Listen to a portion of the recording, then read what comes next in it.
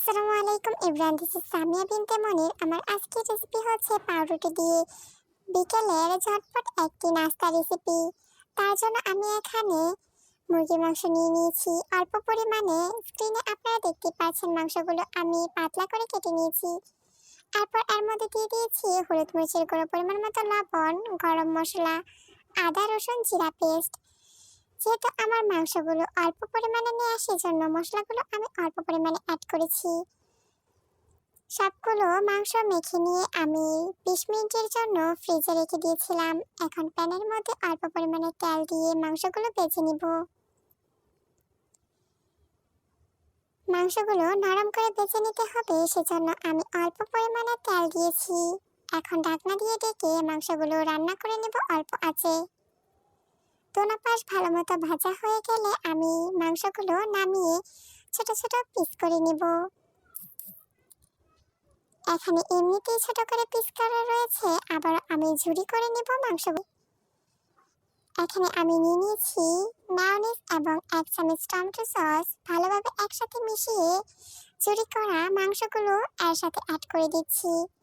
এরপর এখানে অ্যাড করে দেব শসা কুচি। আপনারা চাইলে এখানে টমেটো, কাঁচামরিচ, পেঁয়াজ অ্যাড করতে পারেন। ভালোভাবে মেখে নিয়েছি। এখন একটি পাউরুটির স্লাইসের মধ্যে আমি এখান থেকে ভালোভাবে বিছিয়ে নিব। স্ক্রিনে আপনারা দেখতে পাচ্ছেন আমি কাজগুলো কিভাবে করছি।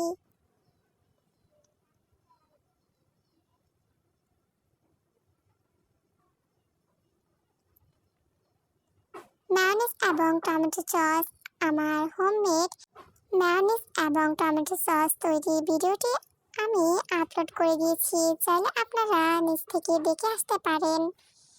এরপর আবারও উপরে একটি রুটির স্লাইস দিয়ে আমি অল্প তেলে ভেজে নিব। দোনো পাশ ভালো মতো ভেজে নিব, তবে আপনারা চাইলে তেলের পরিবর্তে এখানে বাটার বা ঘি দিয়ে ভেজে নিতে পারেন।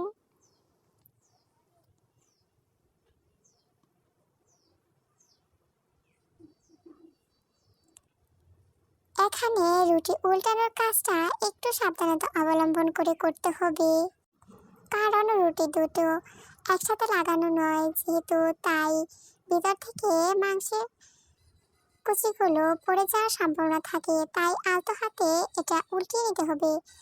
আমি কেটে দেখিয়ে দিচ্ছি এর ভিতরটা কিরকম হয়েছে। রুটিটা দেখতে যেরকম লোভনীয় দেখাচ্ছে, খেতেও তেমনই লোভনীয়। এই ছিল আমার আজকের recipe. Thanks for watching this video. আসসালামু আলাইকুম।